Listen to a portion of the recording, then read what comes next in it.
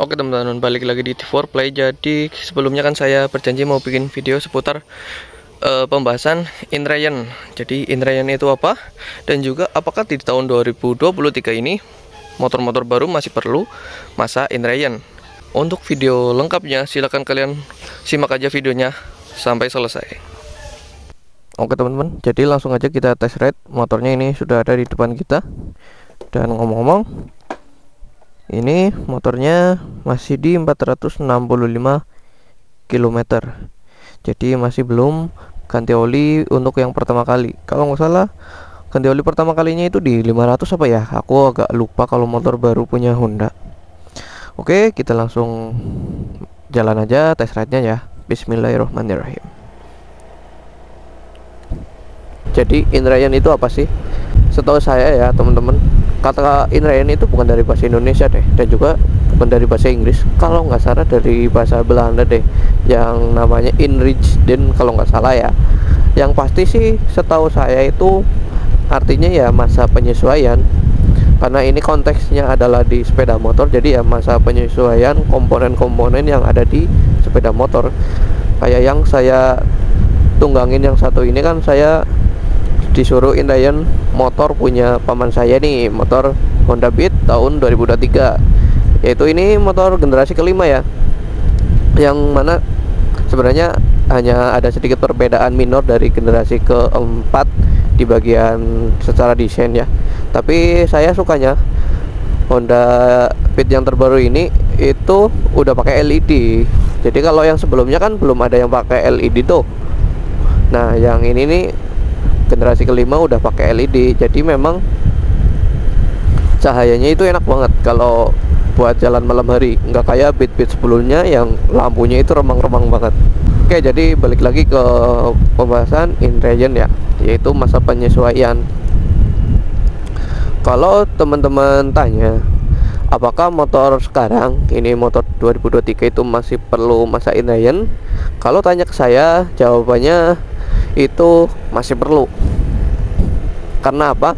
Yang namanya Inrayon itu nggak hanya soal mesin. Jadi Inrayon itu meliputi segala hal yang ada di sepeda motor tersebut. Contohnya nih, kayak ban bagian depan belakang. Karena motor baru itu kan full komponennya baru ya, otomatis itu perlu masa penyesuaian. Berbeda dengan motor bekas yang mana di bagian komponen lain biasanya sih udah di Inrayon ya, karena kan namanya juga motor bekas. Kalau motor baru kan semuanya komponen baru. Kalau yang saya bahas pertama ini di bagian ban ya, ban depan belakang itu harus di Inrayon, yang mana kalau ban baru itu cengkraman ke aspalnya itu masih kurang gigit loh teman-teman. Jadi kalau pas awal-awal itu masih agak sedikit licin. Coba deh teman-teman, meskipun motornya bekas, kalau pas ganti ban baru depan belakang bareng ya, itu kerasa loh, nggak langsung gigit ke aspal dan agak sedikit licin lah dikit. Meskipun ban kalian itu yang agak mahal, yang di harga 400 ribuan ya, itu masih tetap perlu Inrayon. Jadi kalau motor kalian baru ya, jangan langsung dibuat cornering dan sebagainya kalau bannya masih baru ya, apalagi ban standar dari pabrikan, bahaya, bisa-bisa nggak stroke ya kan. Lalu kayak di bagian roller, CVT dan puli, fan belt gitu kan, komponennya baru, otomatis kan perlu penyesuaian, yang mana itu kan komponen bergerak semua ya, yang lama-kelamaan terkikis dan juga kemakan usia. Jadi kalau dari baru itu sudah digeber-geber, itu ya bisa jadi itu malah mengurangi dari masa pakai komponen tersebut. Lalu yang komponen terpenting menurut saya kalau masa Inrayon itu ya ada di bagian mesin.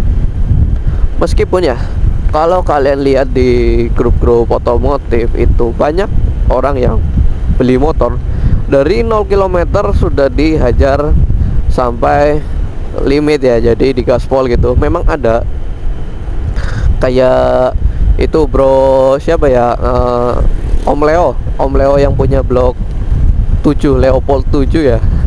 Itu kan dulu saya pernah baca di artikelnya saat Honda CBR 250 RR yang awal-awal rilis itu ya, kan dia itu beli langsung, dan dari 0 km itu udah di apa ya, di gaspol lah, ininya nggak ngelewati masa in Ryan memang. Bahas itu di bagian mesin ya.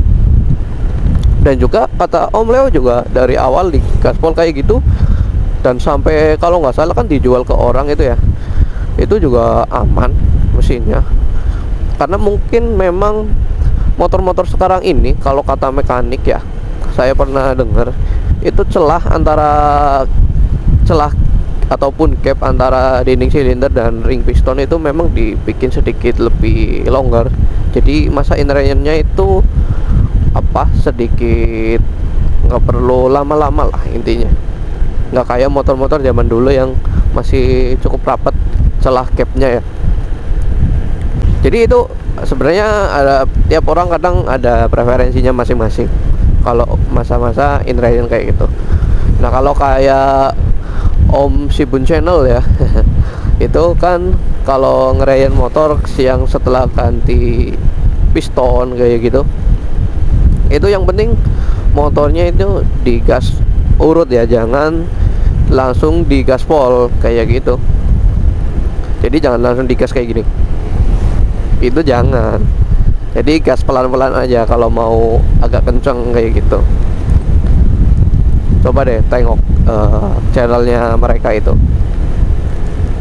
Dan ada beberapa orang ya, ada yang di Indrayan dari 0 km itu di standar 2, lalu dihidupin selama beberapa menit kayak gitu, lalu dimatiin. Nanti kalau udah mesin agak dingin dihidupin lagi kayak gitu. Kalau nggak salah namanya itu Indrayan duduk. Jadi motor itu nggak dijalanin, cuman di standar 2 dan disuruh hidup aja biasa. Dan kalau saya ini, kalau teman-teman tanya ke saya gimana Indrayan-nya, itu ya biasanya langsung saya pakai sih. Dulu yang punya motor ini kan pernah beli motor Beat juga, yang Indrayan juga saya. Ya langsung saya pakai. Tapi memang kalau saya itu masa Indrayan motornya itu mesin saya urut ya gasnya, jadi nggak perlu saya bedot-bedot gasnya.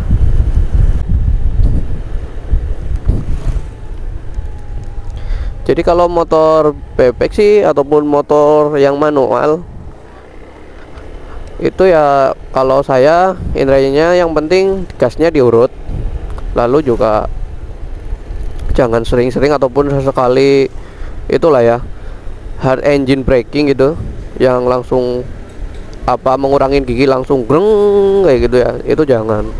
Karena komponen baru kayak stang piston itu kan masih baru, kalau sering digituin malah nanti laharnya itu gampang oblak. Yang penting sih teman-teman itu kalau mau Indrayan ya, yang pasti gasnya itu diurut kayak gini nih. Kalau Matic sih gampang ya, karena kan nggak perlu nambah gigi dan nggak perlu ngurangin gigi persneling kayak gitu ya. Jadi kalau Matic mah yang penting tinggal main gas aja. Kalau motor manual kan jangan sesekali pakai high RPM kayak gitu. Nah kalau pakai Matic otomatis mah tinggal diatur di tangan kanan kalian. Kalau teman-teman punya motor Suzuki Address itu ada di buku manualnya itu ada cara untuk nge-Indrayan. Jadi yang pasti jangan langsung dipedot gasnya. Lalu gasnya itu di 500 km pertama, kalau nggak salah saya pernah baca itu cuman sepertiga. Jadi sepertiga gas aja. Kalau kayak gini ini setengah gas nih. Nah jangan kayak gitu, jadi pakai sepertiga aja. Jadi pelan-pelan lah. Itu di 500 km pertama kalau motor Honda, motor Suzuki Address. Yang mana itu one matic ya, sebenarnya bisa diterapkan ke matic yang lain sih. Ataupun kalau teman-teman pengen langsung gaspol aja sih sebenarnya nggak masalah, karena kan ya kadang kalau Indrayan kayak gitu memang apa ya, agak sedikit mitos nggak sih? Ya nggak tahu lah. Tapi teman-teman kalau ada pendapat ya komen aja di bawah. Wih, Civic cuy. Kalau saya sih sebenarnya cari aman aja, karena kan ekonomi saya itu nggak sebanyak kalian ya. uangnya nggak sebanyak kalian. Jadi kalau motor yang saya pakai itu rusak, aduh pusing cuy. Ya kalau saya memang udah kaya mah kayaknya nggak mikirin masain Ryan. Gaspol aja lah. Tapi yang menurut saya mutlak sih kalau masain Ryan ya di bagian ban sih. Kalau ban standar itu memang selain memang licin karena ban baru, jadi ya belum napak secara sempurna ke aspal kayak gitu. Dan juga ini yang sedikit tadi saya kelupaan, yang perlu di Ryan juga ya bagian pengereman, yaitu ketemunya permukaan disc brake dan juga disc pad ya. Jadi kampas rem dan juga cakramnya kan itu masih baru. Kalau masih baru biasanya pengeremannya belum secara sempurna nempel kayak gitu ya. Ya meskipun kalau motor baru kayak gini itu pengeremannya ya sebenarnya enak banget sih. Tapi tetap lah kalau pengen maksimal ya tetap harus di Ryan di bagian pengeremannya. Orang saya dulu pas ganti disc brake dan kampasnya di motor Jupiter Z1 saya juga saya Ryan ya di sekitar 100 kilometeran lah. Itu jarang banget nge-hard braking karena takut nyelonong. Ya semua itu balik lagi ke preferensi teman-teman sih. Jadi apa ya yang mau saya bahas ya, kayaknya nggak ada ya. Udah saya bahas semua untuk masalah motor baru ini. Kalau first impression motor Honda Beat ini itu saya kasih videonya itu ya di deskripsi. Itu saya bikin video sebelumnya seputar gimana motor Honda Beat 2023 dan juga build quality-nya yang aduh agak sedikit kecewa. Ya sebenarnya sih motor Honda memang kebanyakan kayak gini sih build quality-nya di motor-motor murahnya.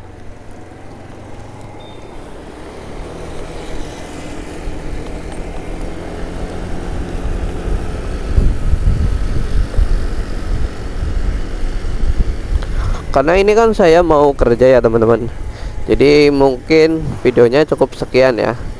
Kalau kalian ada pertanyaan sih silakan komen aja di bawah, karena ini saya mau kerja dulu. Hari Minggu ini tetap buka sih, tapi mungkin habis ini sih saya mau bikin konten lagi lah ya, ngomong-ngomong atau ngobrol-ngobrol nggak jelas lah.